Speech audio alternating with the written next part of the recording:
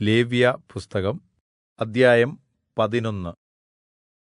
യഹോവ പിന്നെയും മോശെയോടും അഹരോനോടും അരുളിച്ചെയ്തത്, നിങ്ങൾ യിസ്രായേൽ മക്കളോട് പറയേണ്ടത് എന്തെന്നാൽ, ഭൂമിയിലുള്ള സകല മൃഗങ്ങളിലും നിങ്ങൾക്ക് ഭക്ഷിക്കാവുന്ന മൃഗങ്ങൾ ഇവയാണ്.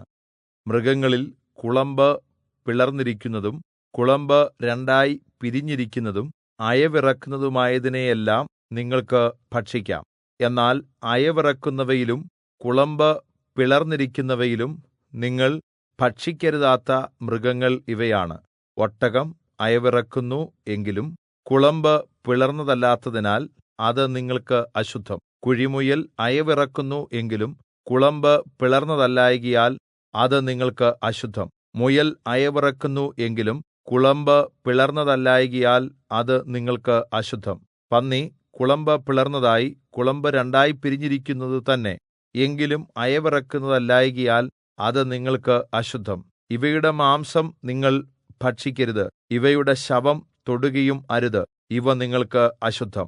വെള്ളത്തിലുള്ള എല്ലാറ്റിലും വെച്ച് നിങ്ങൾക്ക് ഭക്ഷിക്കാവുന്നവ ഇവയാണ്. കടലുകളിലും നദികളിലും ഉള്ള വെള്ളത്തിൽ ചിറകും ചെതുമ്പലും ഉള്ളവ എല്ലാം നിങ്ങൾക്ക് ഭക്ഷിക്കാം. എന്നാൽ കടലുകളിലും നദികളിലും ഉള്ള വെള്ളത്തിൽ ചലിക്കുന്ന എല്ലാറ്റിലും വെള്ളത്തിലുള്ള സകല ജന്തുക്കളിലും ചിറകും ചെതുമ്പലുമില്ലാത്തതൊക്കെയും നിങ്ങൾക്ക് അറപ്പായിരിക്കണം. അവ നിങ്ങൾക്ക് അറപ്പായി തന്നെ ഇരിക്കണം. അവയുടെ മാംസം തിന്നരുത്. അവയുടെ ശവം നിങ്ങൾക്ക് അറപ്പായിരിക്കണം. ചിറകും ചെതുമ്പലും ഇല്ലാതെ വെള്ളത്തിൽ ഉള്ളതൊക്കെയും നിങ്ങൾക്ക് അറപ്പായിരിക്കണം. പക്ഷികളിൽ നിങ്ങൾക്ക് അറപ്പായിരിക്കേണ്ടുന്നവ ഇവയാണ്. അവയെ തിന്നരുത്, അവ അറപ്പാകുന്നു. കഴുകൻ, ചെമ്പരുന്ത്, കടൽറാഞ്ചൻ, ഗൃദ്ധ്രം, അതത് വിധം പരുന്ത്, അതത് വിധം കാക്ക, ഒട്ടകപ്പക്ഷി, പുള്ള്, കടൽക്കാക്ക, അതത് വിധം പ്രാപ്പിടിയൻ, നത്ത്, നീർക്കാക്ക, കൂമൻ, മൂങ്ങ, വേഴാമ്പൽ, കുടുമാച്ചാത്തൻ, പെരുഞാറ, അതത് വിധം കൊക്ക്, കുളക്കോഴി, നരിച്ചീർ എന്നിവയും ചിറകുള്ള ഇഴജാതിയിൽ 4 കാലുകൊണ്ട് നടക്കുന്നവയെല്ലാം നിങ്ങൾക്ക് അറപ്പായിരിക്കണം. എങ്കിലും ചിറകുള്ള ഇഴജാതിയിൽ 4 കാലുകൊണ്ട് നടക്കുന്ന എല്ലാ ജീവികളിലും നിലത്ത് കുതിക്കേണ്ടതിന് കാലിന്മേൽ തുട ഉള്ളവയെ നിങ്ങൾക്ക് ഭക്ഷിക്കാം. ഇവയിൽ അതത് വിധം വെട്ടുക്കിളി, അതത് വിധം വിട്ടിൽ, അതത് വിധം ചീവീട്, അതത് വിധം തുള്ളൻ എന്നിവയെ നിങ്ങൾക്ക് ഭക്ഷിക്കാം. ചിറകും 4 കാലുമുള്ള ശേഷം ഇഴജാതികൾ എല്ലാം നിങ്ങൾക്ക് അറപ്പായിരിക്കണം. അവയാൽ നിങ്ങൾ അശുദ്ധരാകും. അവയുടെ ശവം തൊടുന്നവനെല്ലാം സന്ധ്യവരെ അശുദ്ധൻ ആയിരിക്കണം. അവയുടെ ശവം വഹിക്കുന്നവനെല്ലാം വസ്ത്രം അലക്കി സന്ധ്യവരെ അശുദ്ധനായിരിക്കണം. കുളമ്പ് പിളർന്നതെങ്കിലും കുളമ്പ് രണ്ടായി പിരിയാതെയും അയവിറക്കാതെയും ഇരിക്കുന്ന സകല മൃഗങ്ങളും നിങ്ങൾക്ക് അശുദ്ധം. അവയെ തൊടുന്നവനെല്ലാം അശുദ്ധൻ ആയിരിക്കണം. 4 കാലുകൊണ്ട് നടക്കുന്ന സകല മൃഗങ്ങളിലും ഉള്ളങ്കാൽ പതിച്ചു നടക്കുന്നവ ഒക്കെയും നിങ്ങൾക്ക് അശുദ്ധം. അവയുടെ ശവം തൊടുന്നവനെല്ലാം സന്ധ്യവരെ അശുദ്ധൻ ആയിരിക്കണം. അവയുടെ ശവം വഹിക്കുന്നവൻ വസ്ത്രം അലക്കി സന്ധ്യവരെ അശുദ്ധനായിരിക്കണം. അവ നിങ്ങൾക്ക് അശുദ്ധം. നിലത്ത് ഇഴയുന്ന ഇഴജാതിയിൽ നിങ്ങൾക്ക് അശുദ്ധമായവ ഇവയാണ്: പെരിച്ചാഴി, എലി, അതത് വിധം ഉടുമ്പ്, അളുങ്ക്, ഓന്ത്, പല്ലി, അരണ, തുരവൻ.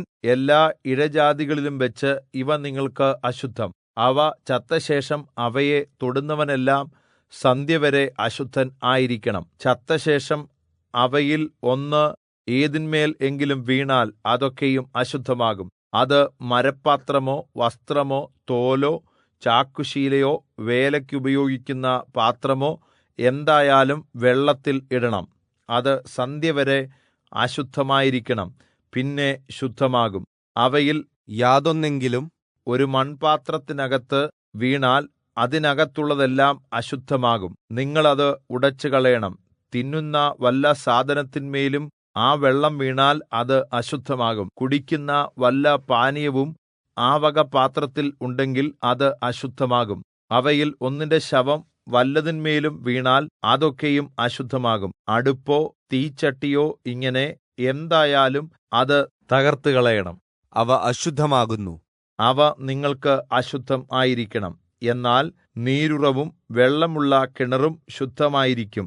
ശവം തൊടുന്നവൻ അശുദ്ധനാകും. വിതയ്ക്കുന്ന വിത്തായ വല്ല ധാന്യത്തിന്മേലും അവയിൽ ഒന്നിന്റെ ശവം വീണാലും അത് ശുദ്ധമായിരിക്കും.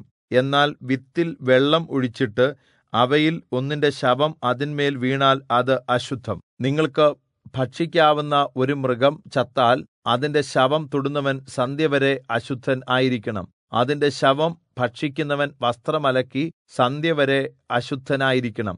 അതിന്റെ ശവം വഹിക്കുന്നവനും വസ്ത്രം അലക്കി സന്ധ്യവരെ അശുദ്ധനായിരിക്കണം.